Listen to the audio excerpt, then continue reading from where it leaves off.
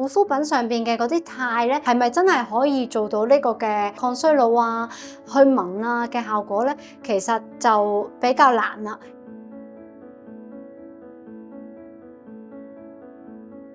搽上去嘅護膚品咧，分子咧其實都好大㗎，用咗落去之後咧，其實好多人都會覺得效果唔係咁明顯嘅，好似喺皮膚嘅表面咧做成一個膜，就等於好似你着咗件衫喺出邊咁樣嘅啫。我會建議係做翻一啲最基本嘅保濕同埋清潔咧，其實就已經足夠㗎。咁當然啦，夏天可以用啲清爽啲嘅產品嘅，但係就唔係好建議用一啲控油嘅產品。喺冬天嘅時候咧，可以加翻一啲厚重少少嘅面霜質地嘅產品，都係建議係用一啲玻尿酸或者係 B5 嘅產品成分會比較好啲，同埋呢啲係會相對天然啲嘅成分。基本日常嘅清潔咧，咁可以揾一啲係有輕微果酸成分嘅潔面產品。咁但係你話如果係水楊酸嘅產品嘅話咧，我就唔係太建議啦。好多嘅抗衰老嘅產品護膚品入邊咧，都話會有加好多唔同嘅肽啊、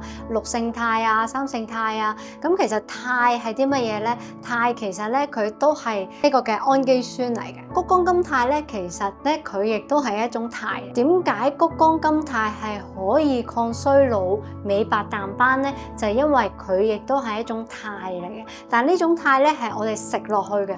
咁你話護膚品上邊嘅嗰啲肽咧，佢係咪真係可以做到呢個嘅即係所謂宣傳嘅嗰個效果，去到做到呢個嘅抗衰老啊、去紋啊嘅效果咧？其實就比較難啦。